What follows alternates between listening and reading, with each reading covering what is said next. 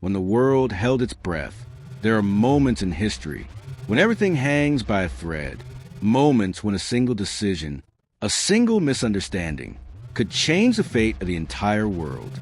This is the story of one such night, a night when silence felt louder than explosions, when fear traveled faster than missiles, when the world stood on the edge of something irreversible, a night when leaders prepared for the unthinkable, a night when humanity came closer to destruction than most people will ever realize.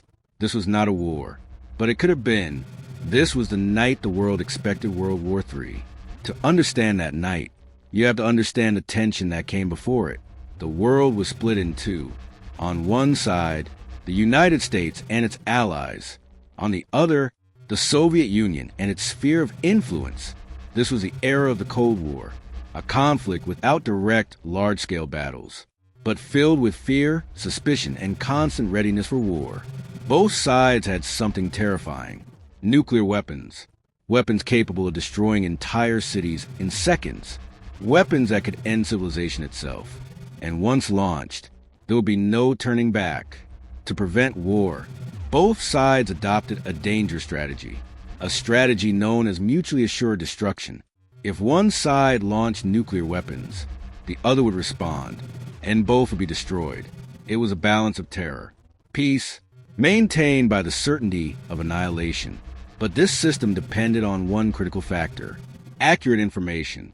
Because if one side believed it was under attack, even by mistake, it could trigger a response. And that response would be final.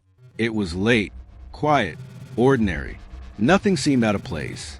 But deep inside a Soviet early warning facility, everything was about to change. A system designed to detect incoming nuclear missiles suddenly lit up. An alert, then another, then more. The system indicated something terrifying. Missiles had been launched from the United States, heading toward the Soviet Union. This wasn't a drill. This wasn't a simulation. This was real, or at least it appeared to be. At the center of it all was a man named Stanislav Petrov, a lieutenant colonel, calm, analytical, trained for this exact scenario. His job was simple, but the consequences were not.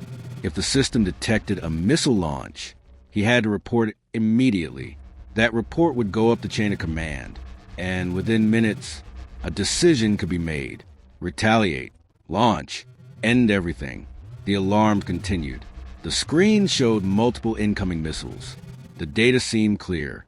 The United States had launched a nuclear strike. Protocol demanded action, immediate action. There was no time for hesitation, no time for doubt. Every second mattered, because if this was real, waiting too long could mean losing the ability to respond at all. But Petrov hesitated. Something felt wrong. The system was new, unproven, and the data didn't make sense. Only a few missiles were detected, not hundreds, not thousands. If the United States were launching a first strike, it would be massive, overwhelming, decisive, not limited, not cautious. This wasn't how a nuclear war would begin, and that doubt changed everything. In that moment, Petrov faced an impossible choice: trust the system and risk starting a nuclear war, or question it and risk ignoring a real attack. There was no clear answer, no time to consult, no room for error. The fate of millions, possibly billions, rested on his judgment. Time slowed, every second stretched.